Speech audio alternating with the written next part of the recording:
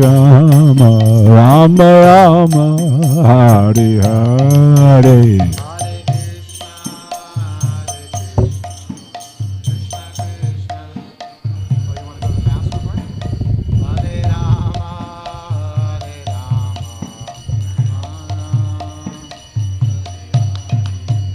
Hare Krishna, Krishna Krishna, Hare Hare, Hare Ram, Ram Rama, Hare Hare.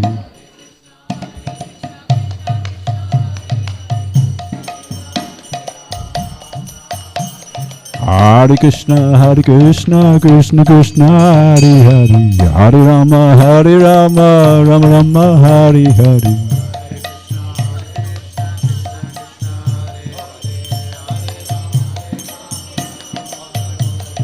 Hare Krishna, Krishna Krishna, Hare Hare, Hare Rama, Rama Rama, Hare Hare.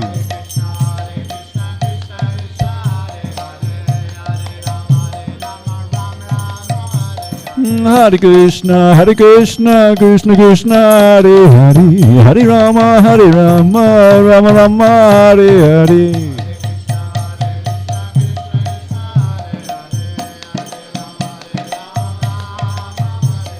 Hare Krishna, Krishna Krishna, Hare Hare, Hare Rama, Rama Rama, Hare Hare.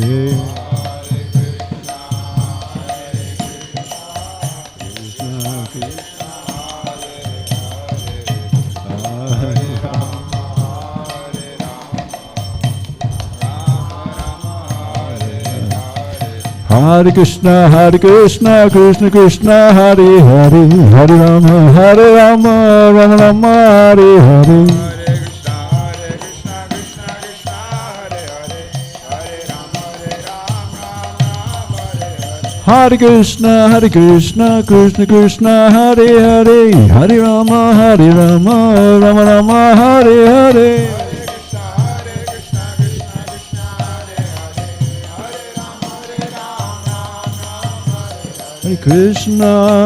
Hare Krishna, Krishna Krishna, Hare Hare, Hare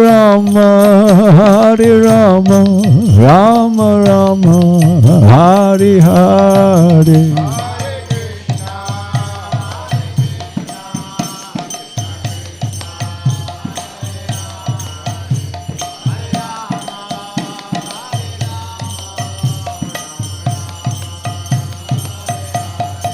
Hare Krishna, Krishna Krishna, Hare Hare, Hare Rama, Rama Rama, Hare Hare.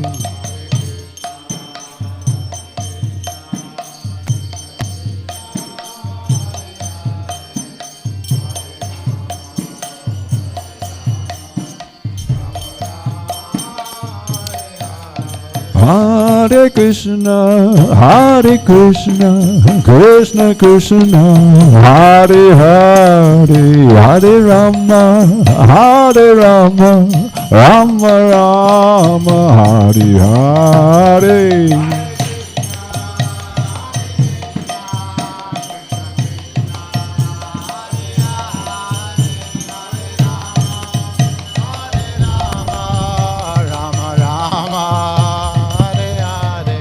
Hare Krishna, Krishna Krishna, Hare Hare, Hare Rama, Rama Rama, Hare Hare.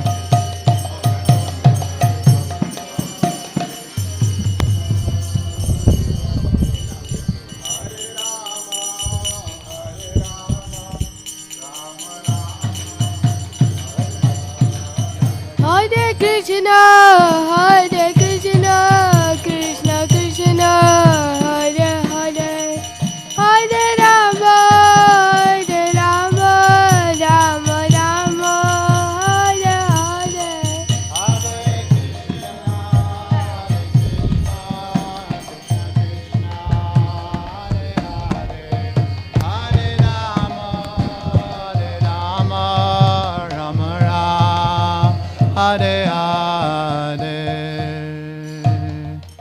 Nitai Gaur Premanandi.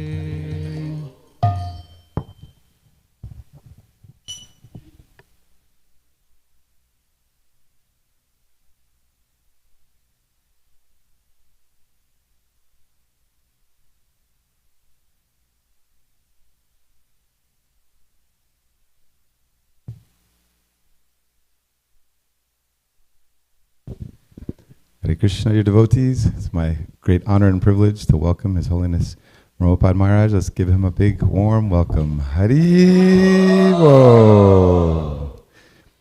Maharaj had a late night preaching program yesterday, and we're very grateful for him making the quick turnaround and coming here this morning. He's also traveling today, catching his flight out of Dallas. So thank you very much, Maharaj, for making the time to come. Maharaj is a senior disciple of Srila Prabhupada in our movement and an initiating spiritual master. And he travels and preaches and was part of the GBC for many, many years. And we're just very grateful that he's come and given us his association. And let's all please give him our undivided attention. And yeah, thank you so much. Give him one more big welcome. Hari Bo. Jaya Radha Madhava Kunjavi Hari Radha Madhava Kunjavi Jaya Radha Madhava Kunjavi Hari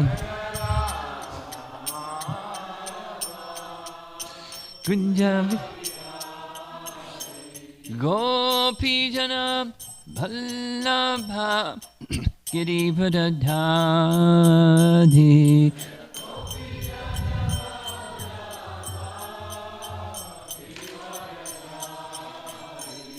Gopijana Ballabha Girivadadhadi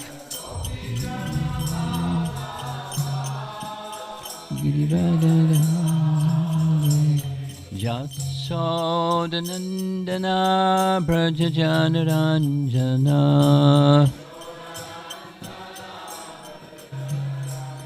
Jasodanandana Brajajanaranjana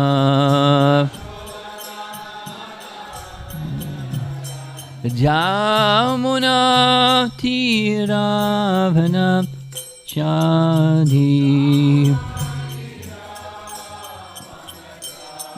Jamuna Tiravana Chadi Jaya Radha Madhava Kunjabi Hadi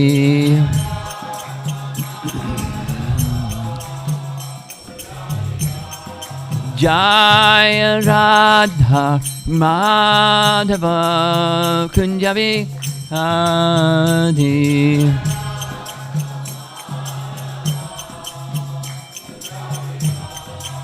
Gopijana Ballabha Girivadadhadi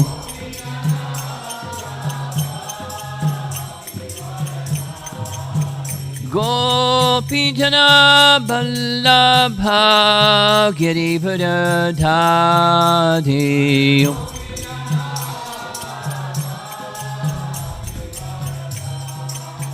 Jasodanandana Brajajanaranjana Jasodanandana Brajajanaranjana Jamuna Tiravana Chadi Jamuna Tiravana Chadi Jaya Radha Madhava Kunjabi Hari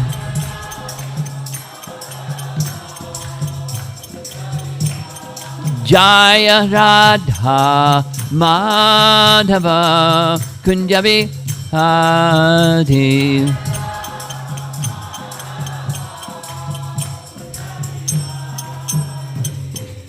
Jaya Vishnupad Paramahansa Parivitagacharya Astatara Satasistimad.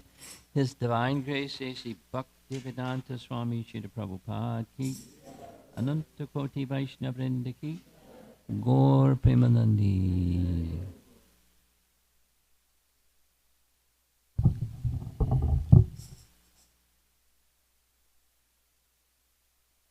Been a while since I've been here, but there's the same place.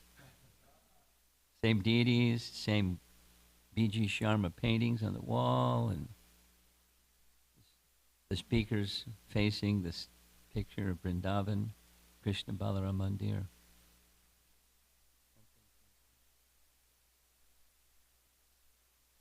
Some things change. So my understanding is that we're supposed to cover a few verses, focus on the final of the few verses. Canto 1, Chapter 2.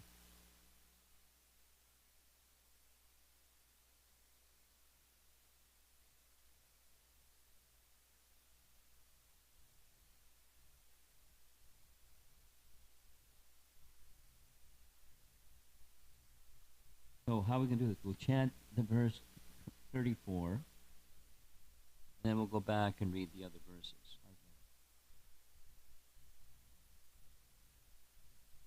Om Namo Bhagavate Vasudevaya. Om Namo Bhagavate Vasudevaya. Om Namo Bhagavate Vasudevaya.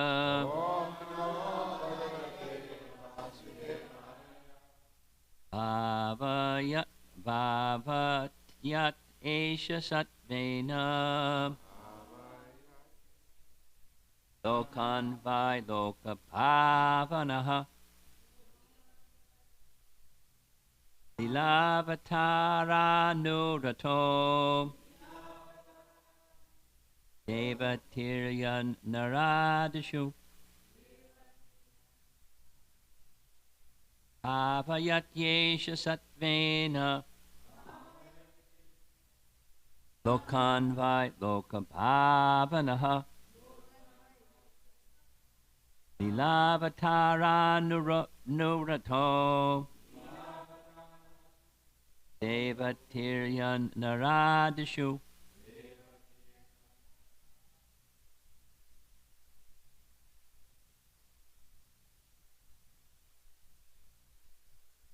Bhavatyat Yesha Satvena Lokan Vai Loka Bhavanaha Ilavatana Nurato Devatiryan Naradishu Bhavatyat Yesha Satvena Lokan Vai Bhavatyat Avatara Narato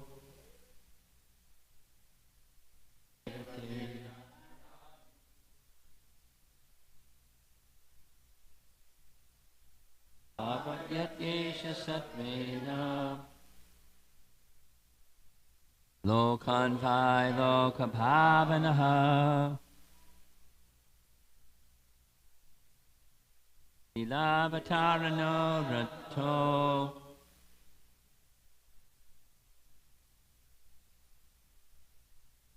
Bhavayati maintains Eshaha all these Satvena in the mode of goodness Lokan all over the universe by generally Loka Bhavanaha the master of all the universes Leela pastimes Avatara, incarnation.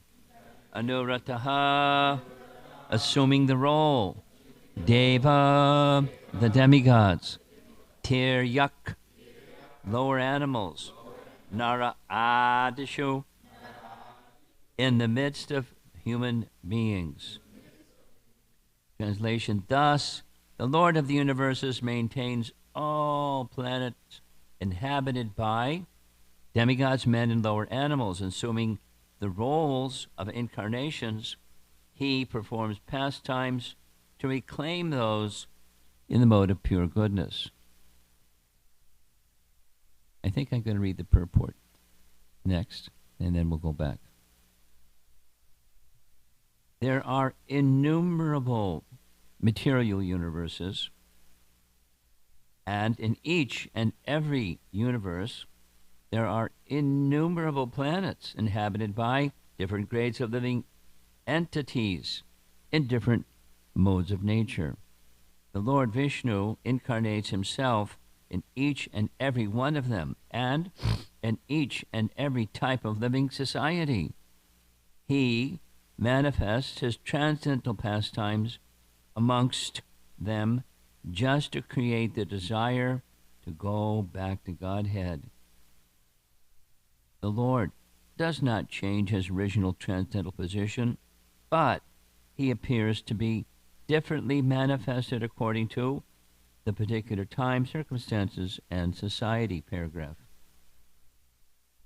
Sometimes he incarnates himself or empowers a suitable living entity to act for him, but in either case, the purpose is the same, which is the Lord wants the suffering living being to go back home, back to Godhead. The happiness which the living beings are hankering for is not to be found within any corner of the innumerable universes and material planets. The eternal happiness which the living being wants is obtainable in the kingdom of God, but the forgetful living beings under the influence of the material modes have no information of the kingdom of God. The Lord therefore comes to propagate the message of the kingdom of God, either personally or as an incarnation, either personally as an incarnation or through his bona fide representative as the good Son of God. Such incarnations or sons of God are not making propaganda for going back to Godhead only within the human society. Their work is also going on in all types of society amongst the demigods and those other than human beings. He's busy. That's a lot of living entities, a lot of species, and a lot of incarnations, and a lot of preaching, and a lot of recruiting.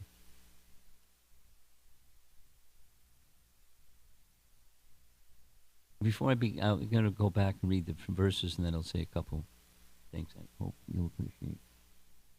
Go back to text 30, translation.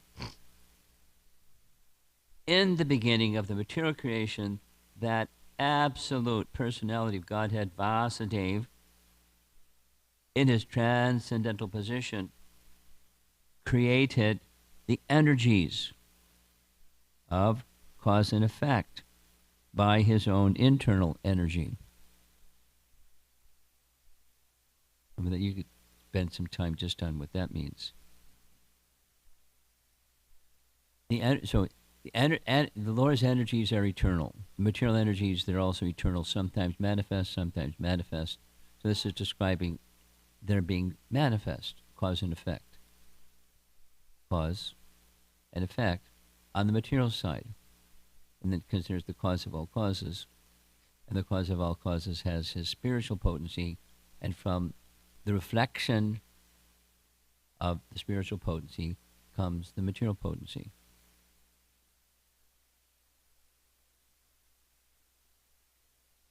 There's a lot to say about that message, and the Bhagavatam does say a lot about that message. There's one way of describing these first 3 chapters of Srimad Bhagavatam is the essence of Srimad Bhagavatam is in these first 3 chapters. And then the rest of the Srimad Bhagavatam is expanding and expanding and expanding. So if you can understand these first 3 chapters, you got the Bhagavatam in your hand. Most of us don't, and it points us in the direction, but then the direction can lead to further questions, further questions, further questions. A thoughtful listener does that. Further questions, further questions, further questions. There's, for example,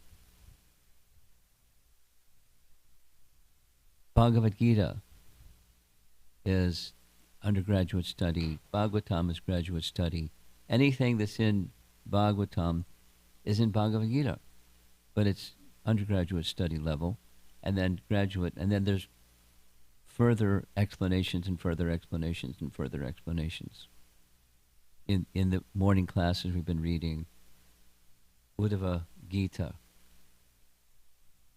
and similar to Arjuna, it's not that Arjuna doesn't know. He's a pure devotee, and by devotion, people know, but he wants to hear. And there's so many examples. So he asked questions. Arjuna asked questions. And the answers are non-different than the answers that Krishna gives to Uddhava, but Uddhava asks more, and then he asks more, and then he asks more on the same topic. So then Krishna supplies more. And that's the way of transcendental knowledge. Have you noticed? I've noticed.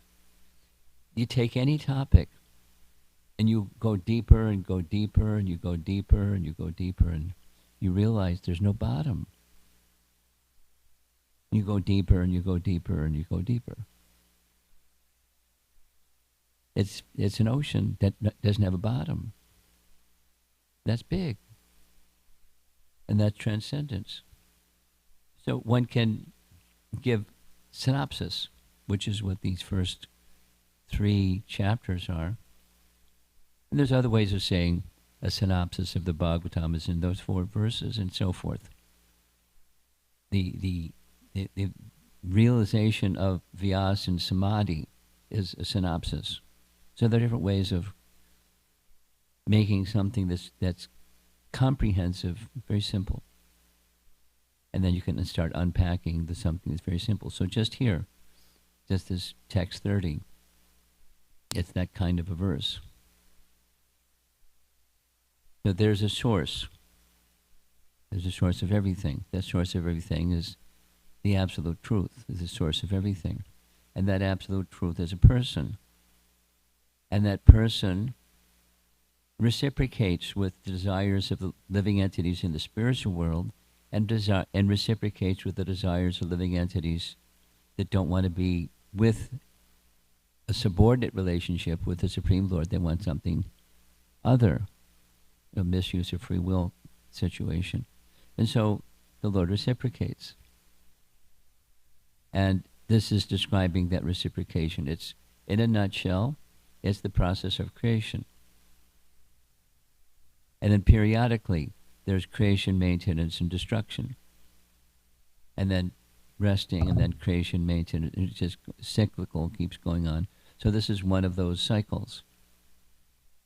And from the spiritual potency of the Supreme Lord, the cause and effect of the material world is generated. But so again, the cause and effect of the material world is resting upon the spiritual energy.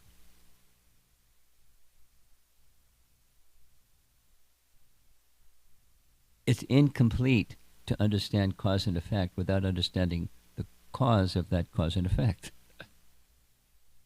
Technology, the push and pull of the material world.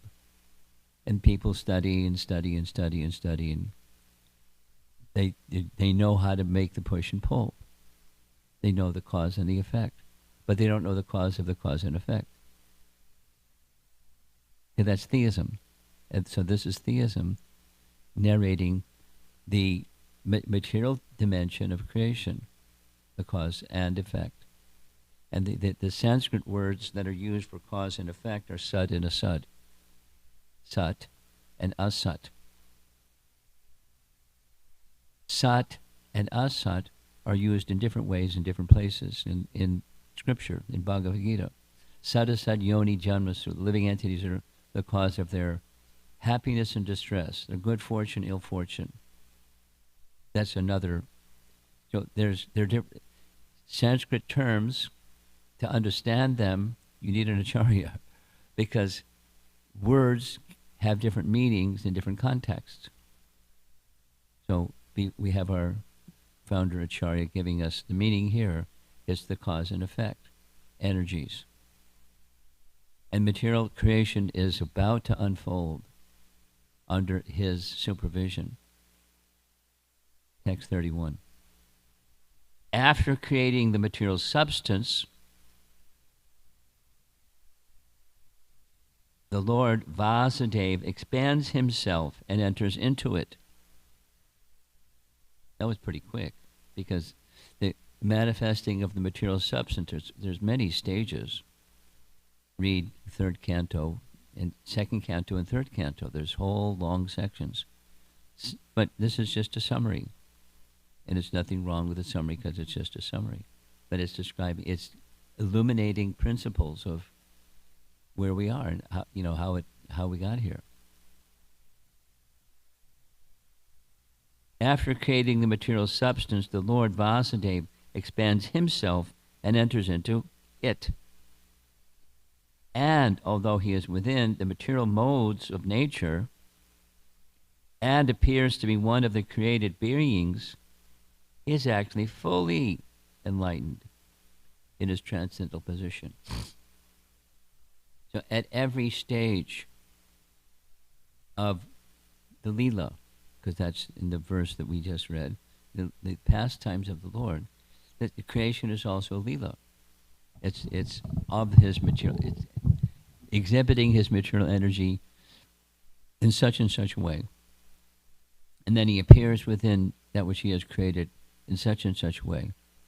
And the important message is, from the get-go, from the very beginning of his appearance.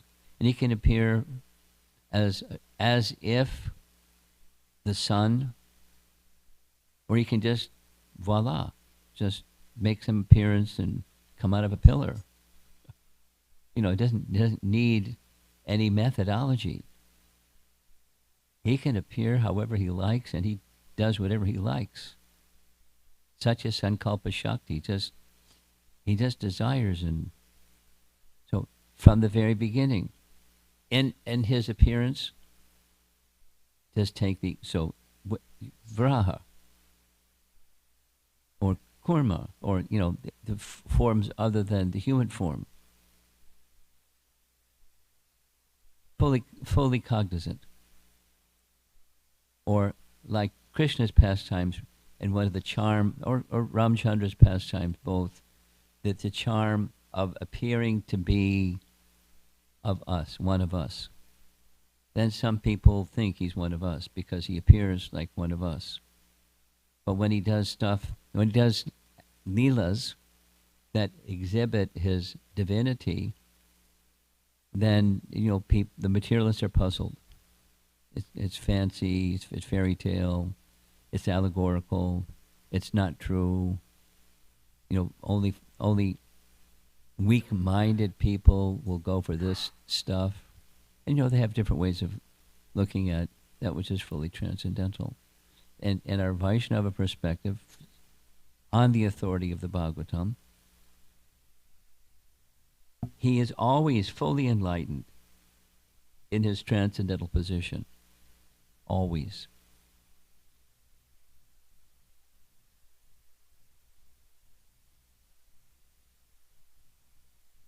We were discussing, for example, a really nice for example. For example, the Aghasura demon. And, the beginning part of chapter 12 of Canto 10, the Krita Punya Punja verse comes. The playfulness of these cowherd boys. And he's the Supreme Personality of Godhead. He knows he's the Supreme Personality of Godhead. They don't know he's the Supreme Personality of Godhead. They're just playing with him. And the privilege of getting to play, not just worship on the altar, but play. And very frolicsome, and playful, and this and that and the other and the other and the other. It's so charming. Our acharyas describe it as the madhurya feature of Brajalila. It's very sweet. It's sweeter than sweet, and and then all of that mood is established, and here's this 8-mile long python. 8 miles is a big distance. The guy's really big. Now, before he assumed he has mystic power, he was in a human-like form, as was his brother and sister. His sister was Putana. She had a human-like form. She was a witch, so she could assume other forms, like a beautiful, beautiful, beautiful, beautiful, so beautiful woman that they thought she was the goddess of fortune and let her right in to try to kill Krishna. Anyway, in Bakasura, a human-like form. So here's this python, 8 miles long, and the cowherd boys are in such a playful mood. And what's this? Must be a play toy. Let's go play. That's their mood. And supposing it's a demon that wants to kill us, Krishna will take care of him. If that's the case, let's go. And so they start to enter the calves and the cow, because the calves just tag along and follow. They love the cowherd boys. The cowherd boys love the calves, and they don't herd the calves. They just tag along with the cowherd boys. So off they go into the mouth of Aghasura. They're very nice description. Very nice description. 3 times. Very nice description. Krishna didn't want them to enter the mouth of Aghasura, but they entered the mouth of Aghasura. Wait a minute. Wait a minute. He wants something and it doesn't happen? He wants something to not happen and it happens? Wait a minute. Is he the supreme or is he not the supreme? What's going on? Because the source of everything is the source of everything. And he just desires and it happens, right? That's how it happens. His energies, that's the previous verse. His energies make it happen. He doesn't lift a pinky. I mean, he lifts Govardhan Hill, but he could lift Govardhan Hill without lifting Govardhan Hill. It's a pastime. So it's a pastime. The cowherd boys enter the mouth of Aghasura, and he doesn't want it to happen. So there's lengthy discussion by our acharyas, and it goes like this. Very simple solution. The Lord has spiritual potencies. Swarup Shakti. Spiritual his own Swarupa Shakti. His own spiritual potencies. And the spiritual potencies are 3 in number. And then subcategories of those 3. Unlimited. Shri, Bhu, and Nila or Lila. Lila and Nila are used interchangeably. So his Lila Shakti considers, let's give Krishna the opportunity to have a secondary rasa feeling of astonishment. And so she, the Lord's Lila Shakti, to facilitate nourishing the Lord's emotion, Krishna can't speak. And the cowherd boys enter the mouth of Aghasura demon. And they're inseparable, the cowherd boys and Krishna the cowherd boys. So how can they be separated? They can't be separated. They cannot be separated. But it looks like they're being separated, this Leela Shakti. So that to facilitate, nourish, Krishna is experiencing a secondary rasa, a very special emotion. And then Leela Shakti shifts, and then Krishna knows what to do, and Krishna enters the mouth of Agasura, and the rest of the story. But the previous verse was speaking the sad asad, the cause and effect of material creation, and this resting upon the spiritual potency of Krishna. And he's the controller of everything. And even when it looks like he's not the controller of everything, he's the controller of everything. Because things are happening by his potency. He's the Supreme. And the Supreme has unlimited potency. And by his potency, things happen. So it includes, he enters into different species of life. He enters into the different species of life that he manifests with his cause and effect potency. And he appears to be amongst them, but he's not infected or affected as they are, because he's the Supreme. But he enters, and what's he doing? We read, he wants them to come back. He doesn't want them to struggle and suffer and think that there's happiness when you're in a desert and there's no happiness. Text 33. No, text 32. The Lord, as super soul, pervades all things. Then comes a metaphor. Just like fire permeates wood. Now, how does that happen? How does fire, because wood is a different element, it's earth. But within earth, there's fire. So within wood, there's fire. Because it's the subtler element before there's gross matter or gross earth, there's fire. So there's fire within earth. And as there's fire within earth, there's the super soul within every living being. Because the living beings come from him. He's the subtle source of all living beings, and here comes the living beings, and he is within them. A priori. That's verse 32. And so he appears to be of many varieties, although he is the absolute one without a second. This is contradiction. Is he this or is he that? Is he one or is he many? Well, he's one and many. Oh, come on. It's either this or that. Which is it? Both. How is that possible? Inconceivable potencies.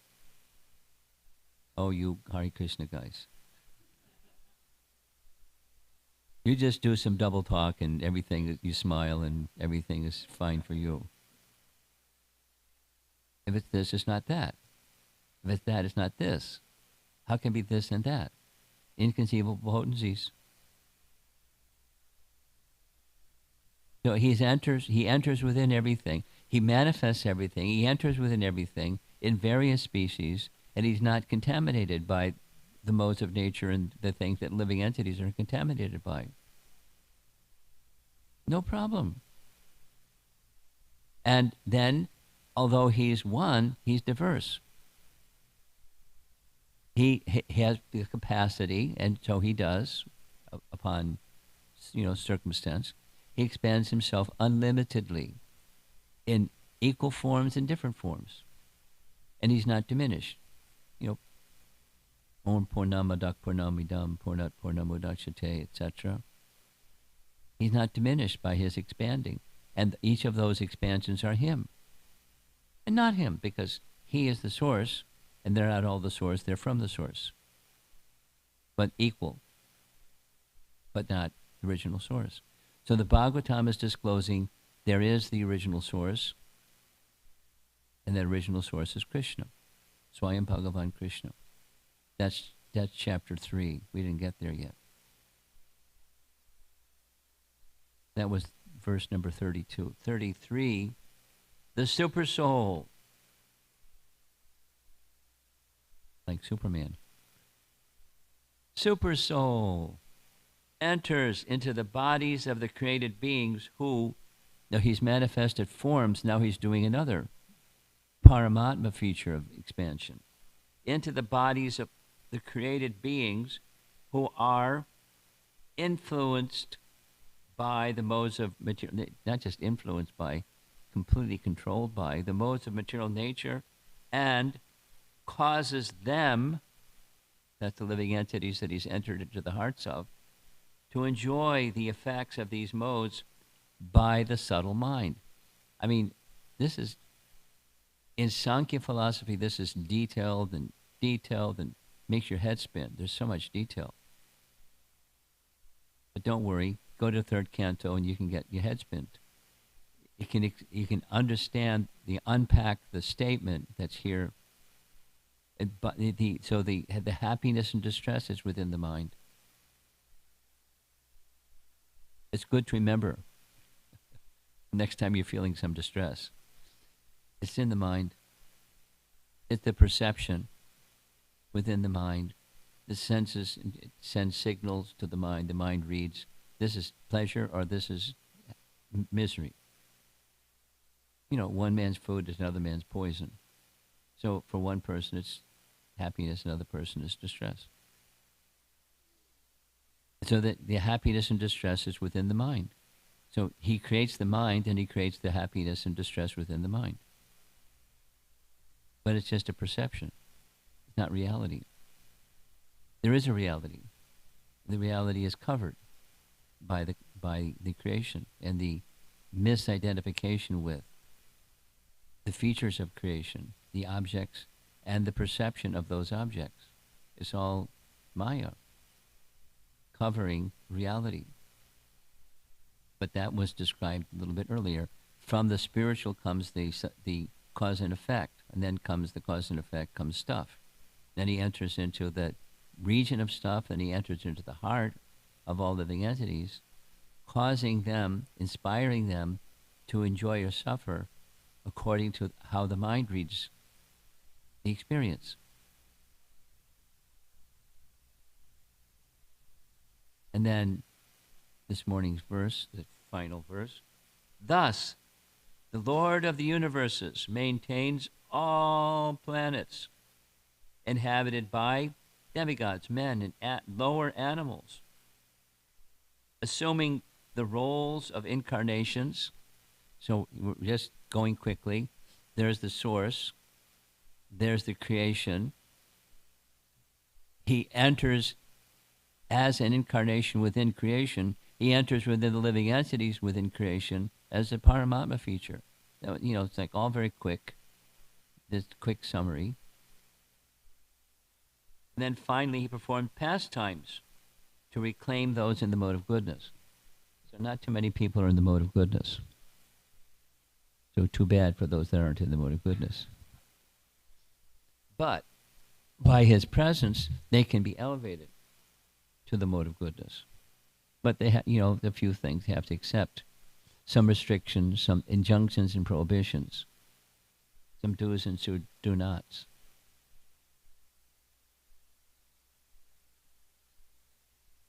And if you don't like it, you can stay in the modes of nature, and that's okay. And if you want to become free from the lower modes of nature, if you want out of jail, you have to be good. And then you can get your jail sentence lightened. So it's like that, Prabhupada describes, it's like that. The governor can enter into a prison, and he doesn't become a prisoner because he entered into the prison, and he can grant pardon to anyone in the prison. He has that authority. So those that are in the mode of goodness, prisoners, they get pardoned. They can get pardoned. Then it's up to the governor to decide yes or no or maybe and set conditions. So the personality of God is not cruel. People got what they wanted. They didn't want misery, but they got the lure of enjoyment. And so go ahead. The advice is please don't. But stubborn obstinacy that I'm going there anyways. It's like a child and demanding something from their parents, and the parents say no, and the child demands and throws a tantrum and says okay, but at your risk.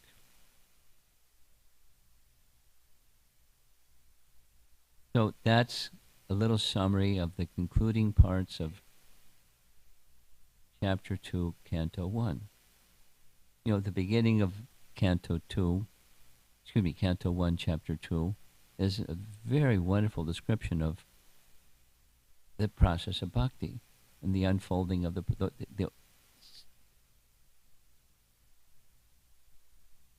Bhakti Sandarbha is resting on those verses. The stages of bhakti. There's details and details and details further in Bhakti Sandarbha that come from other places, but how bhakti unfolds is right in this second chapter. A nice section. Very powerful section.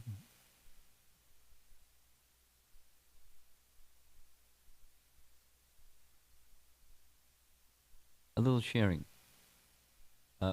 When I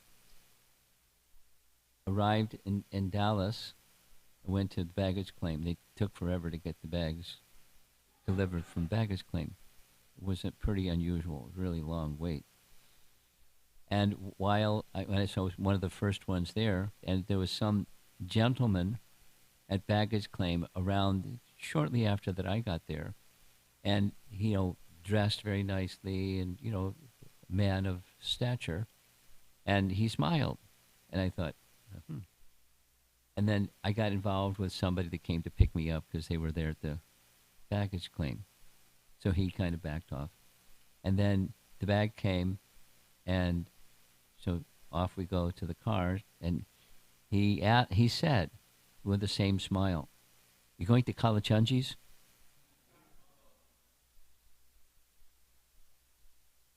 And I thought, gosh, you guys are doing some good stuff. I mean, to get here isn't easy. It's not like some other places that are a little easier. But it's okay. It is what it is. And the history is what the history is. And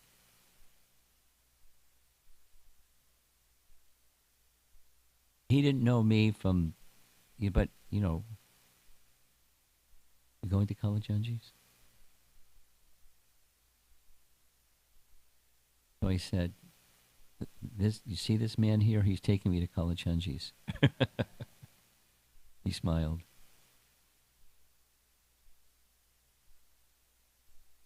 So keep going. And then this past weekend, there was a nice retreat. I know some of you here know about it. And Kalachandji's was the supplier of the prasadam, and people really liked the prasadam. And there was a nice arrangement, so it was without all the detail. The host, one of the difficulties, it's a detail, one of the difficulties in arranging retreats is people that have facilities, they don't let you cook. You have to cook. You have to buy their stuff. And even they can cook vegetarian. We don't have people cook for us. We cook ourselves for reasons. And so they found a place. But they have a kitchen, but they don't have cooks. So an arrangement was made that Kalachandji supplied the prasadam, and the people that owned the facility, they received a discount. They gave us a discount so that when they have functions, they can come to Kalachandji's and get a discount. So it was like a win-win, triple win. And so it's thanks for being here, Prabhus, and serving because getting the prasadam cooked by the devotees and offered to Kalachandji and distributed out there, doing this and that. It means something. Who knows? Who can weigh the spiritual benefit that people that take, like that fellow that greeted me at the baggage claim. Who knows? But it's an eternal asset. And his speaking good words about Kalachandji's is for his benefit also. And the people that hear his good word and invite them to come and come with them or something. It's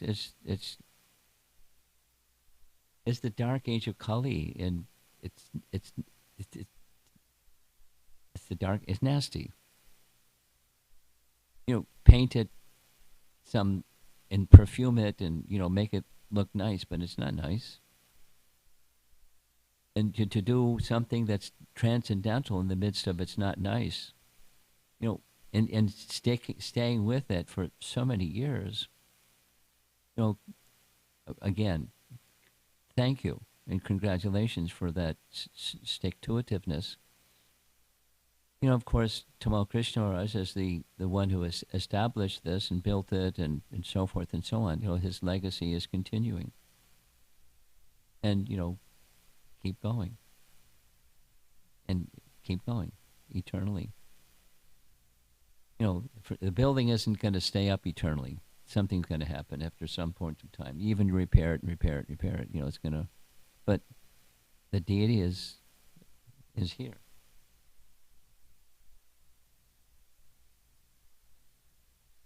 Radha Kalachandji. So let's see if there's some discussion on these verses from Canto 1, Chapter 2. Hare Krishna Maharaj, thank you so much for a beautiful lecture. I was wondering, how does Radharani help us to get out of the prison? How does Radharani help us? She's 50% of the Mahamantra.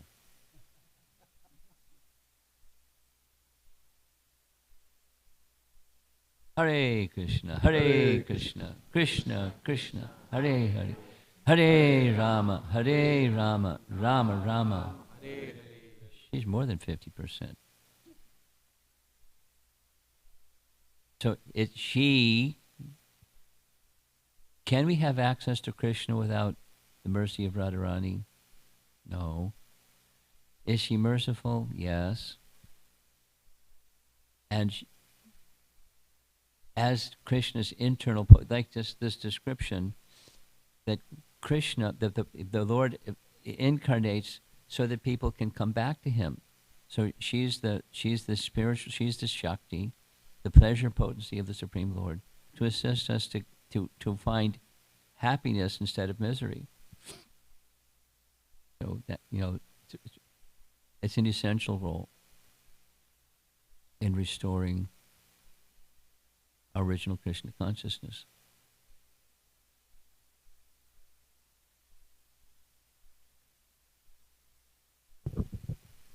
Hare Krishna Maharaj. I have two questions. Two questions. So the Do first, one at a time. One at a time. Yes, Maharaj. So the first question is based on the purport here. Vyasadeva here says that the Lord reclaims the people in the mode of pure goodness. And then in the purport, Srila Prabhupada, he expands this a little bit more. And he says that the Lord, He incarnates in different species, in different grades of living entities who are in different modes. And So how are those people going to come to the pure mode of pure goodness? Is that your question? No, my question That's is a good little... question. Sorry? That's a good question. Yes. Go ahead. So my question is, we do hear that the human form of life is very rare, and then generally this is from the human form of life gives us the opportunity to go back home, back to Godhead. But here we see that the Lord, He's incarnating even in different species of life which are not human, And here Srila Prabhupada says to give them an opportunity. So is there... Well, you fast forward. It doesn't say like purification stays with the soul that becomes purified. That's a chance. Doesn't mean they go from a giraffe to, back to Godhead. Doesn't mean that. At least that's not my reading. Okay. Purification. Attraction. Purification. Great. Thank you, Maharaj. Maharaj, the second question, it's been bothering me for quite some time, and I was looking to ask someone. Swami, I know.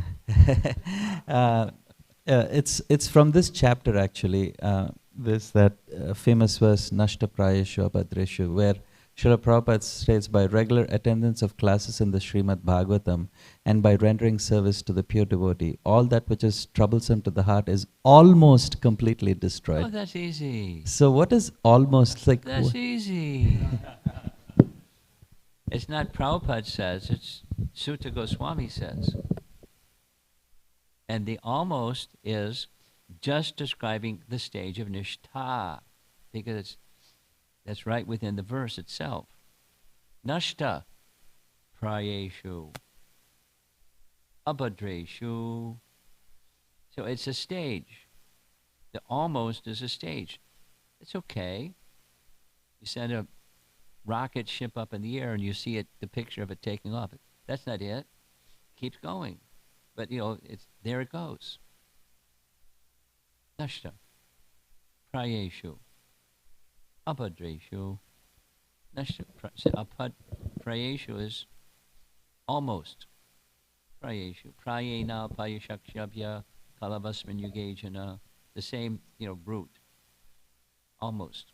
A little. Not completely. It's a stage. Okay? You want to keep going on it. Yeah, sure. Give the guy the microphone again.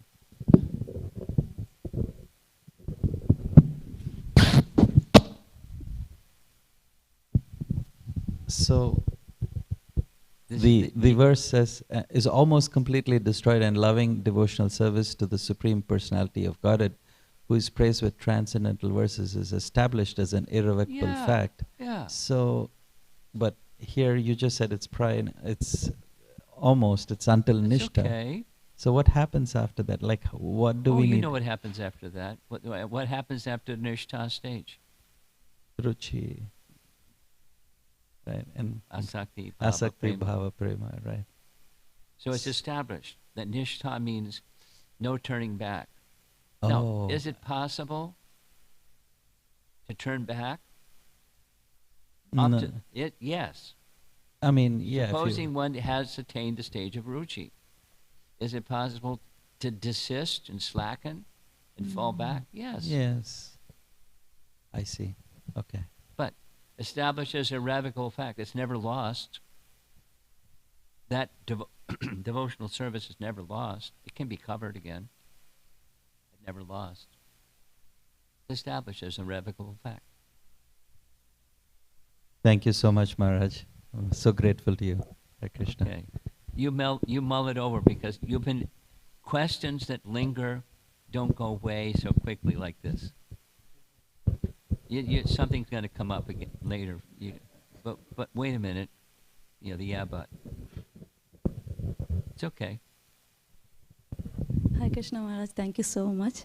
Maharaj, on the verse, the same verse, in the verse it's been mentioned Satvena, whereas in the translation Prabhupada writes pure goodness. So the Satvena and Prabhupada, it seems to me like Suddha Shatva and Sattva. That is the thing that is like, that is one question, and I have a follow-up, Maharaj. Well, an acharya, Prabhupada is our acharya, and the acharya has the capacity and responsibility to illuminate. No, he did it in English. So Satvena can mean, in context, mean this. In context, it can mean that. So does it mean this or that? And our Acharya has given us, it's that. It's not the mode of goodness mixed with ignorance and passion. Not that one. It can mean Shuddha Sattva. It can mean that. The reason I asked that question, because most of the verses, I mean, when Prabhupada gives translation and purport, we understand Prabhupada is giving the bhav behind the verse. But here, if he claims only pure, pure goodness, then I was thinking that So- I have no hope. So No. Because he can take living entities, as we know, that are completely grossed out in the lower modes of nature and elevate them to goodness, and then from goodness to pure goodness. So there's hope. So with the follow-up with that, so what my understanding now from your answer also to Prabhu, so even if the lower animals, they are not in the mode of goodness for sure, or, That's right. Yeah, Those but in then eventually they will elevate. Well, maybe. There's two things. There's what we do and there's what Krishna does. Relationship. So there's things that we need to do, but Krishna is so merciful, he can take, the bottom of the barrel, he can take Putana and deliver her to being an assistant Mother Jasoda. Even Lord Ram delivered the monkeys and the squirrels, so I was Yeah. just... So like that. Thank Like you that. so much, Maharaj. Thank you. Please come back soon. And it's Leela. It's Leela. And what's the Leela all about? He's enjoying, that's one part, but in others he's elevating. And he does both.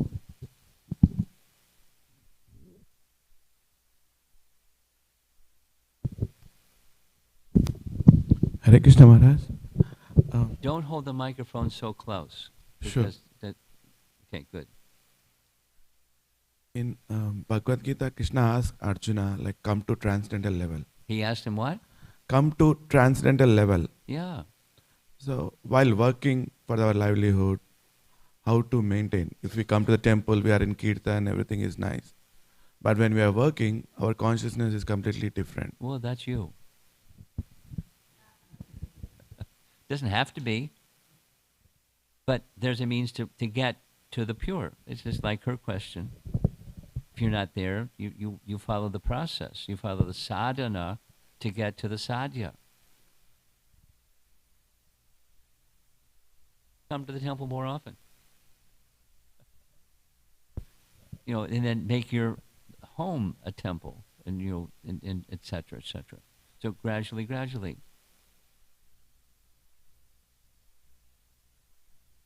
You want it all at once. Be patient.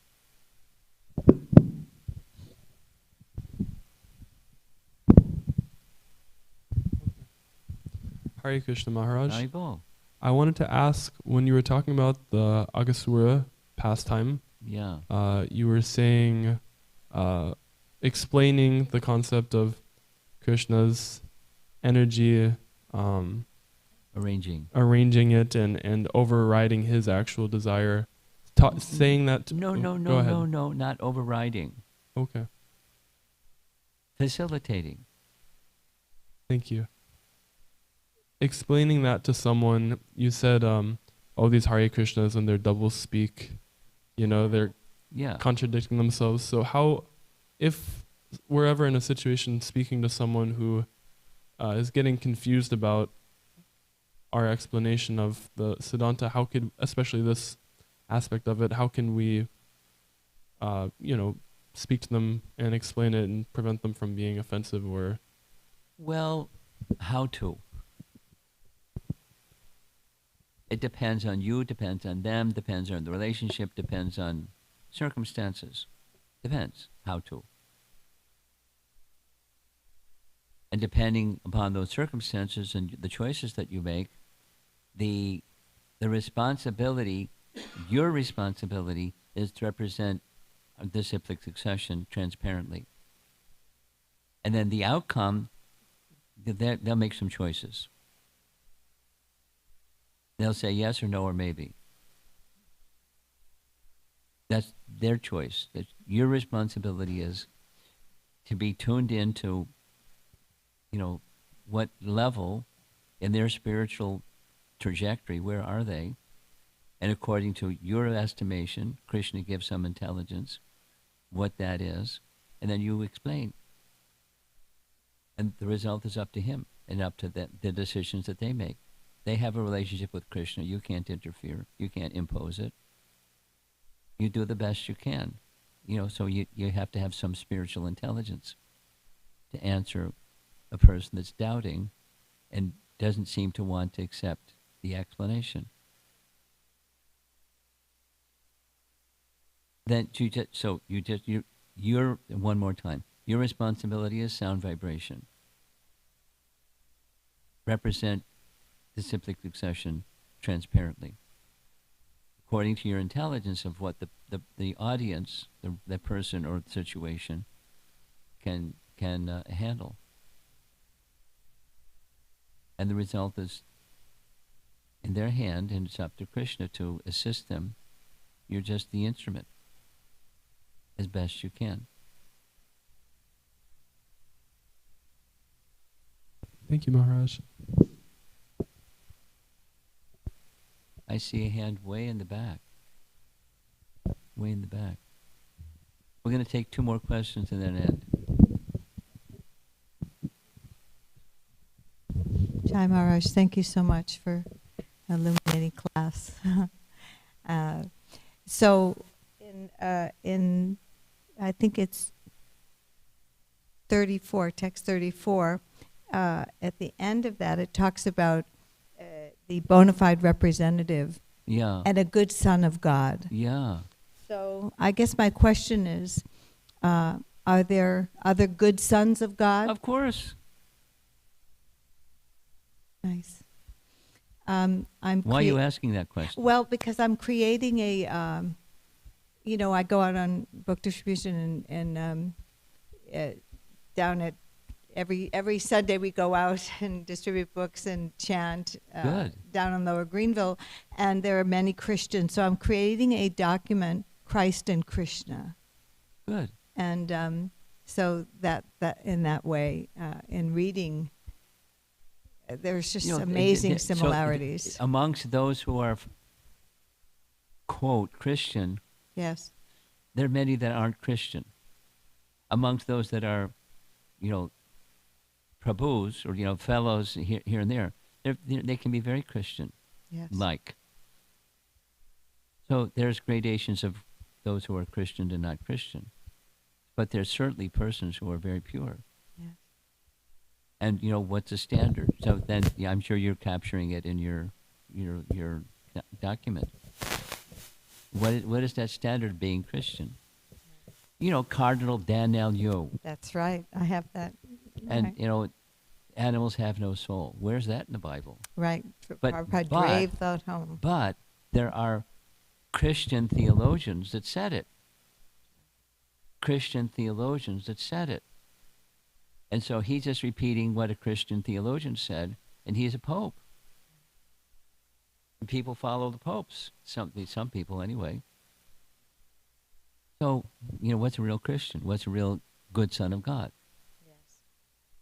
It's not, can come from any person, not just Christian background, any background, a good son of God. And therefore the language that Prabhupada chose. Yes. Okay, Thank one you, more Maharaj. question.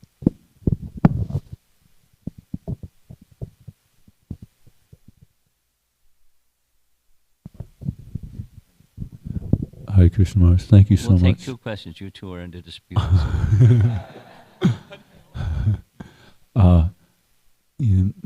I might have already answered this just hearing you, but this has been on my mind for quite some time. We go out and distribute books and preach, and our endeavors are somewhat successful and sometimes not so Hold successful. the microphone a little further away. Not so successful. And we want to keep our sanity, as well as most optimally preach. So in this regard, it's incredibly bewildering to see so many people not be interested in not being interested in Krishna consciousness.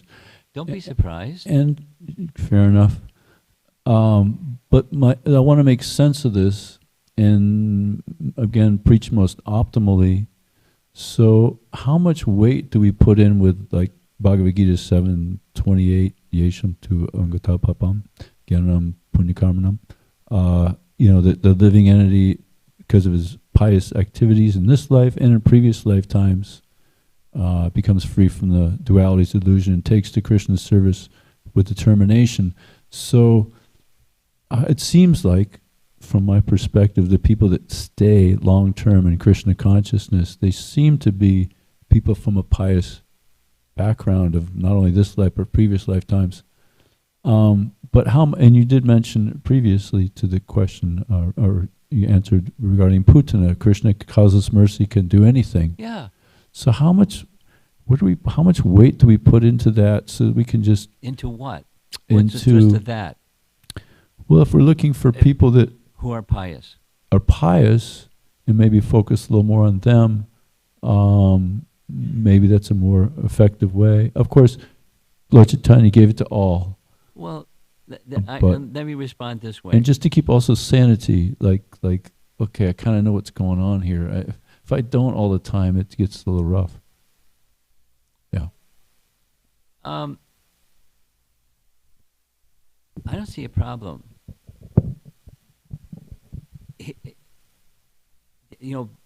Like her question of there's no hope to come to the stage of pure devotional service because I'm so far away from that. I have taken up with enthusiasm reading Chasing Rhinos with the Swami. Shyamasundar and Malati were drug dealers.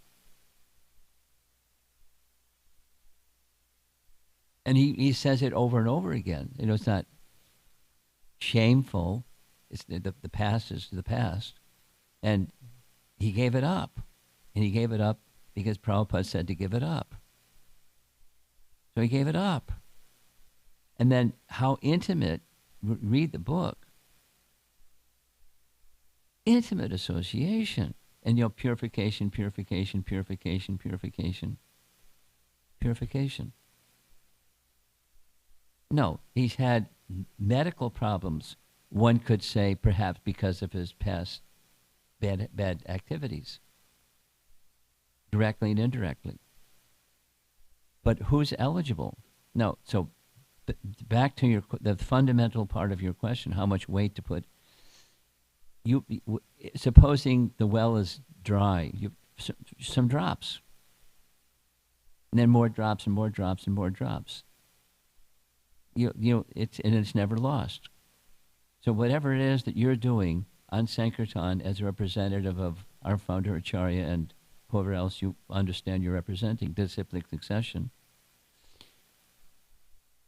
you're an instrument.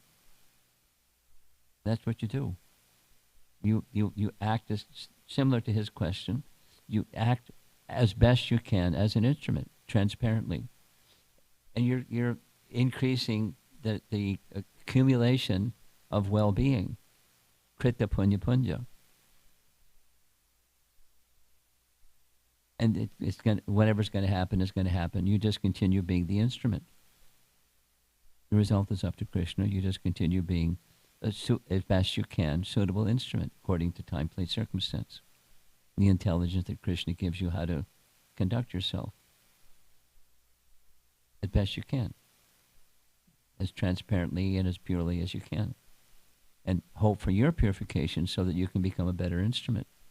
And Krishna can wield you as he chooses in a way that, yesterday is less and today is better and tomorrow is even better.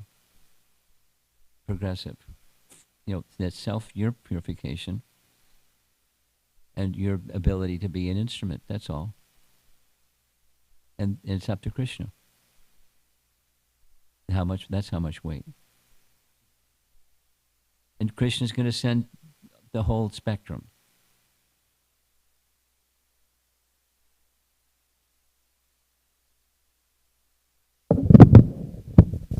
Last question. Maharaj, thank you so much for your association and your beautiful realizations. I was curious when it says that Krishna incarnates in every species. Are we to take it like, like a grasshopper and a giraffe and all? I don't know. It says what it says. Uh-huh.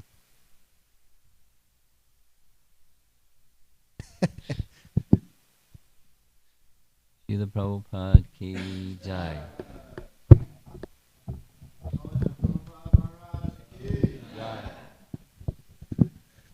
Bhagavatam ki jai.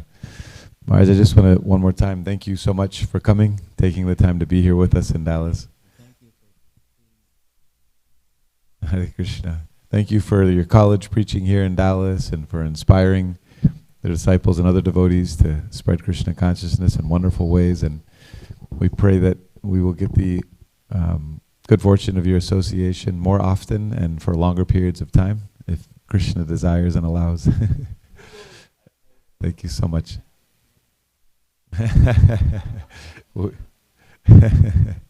Anything's possible by the mercy of Krishna.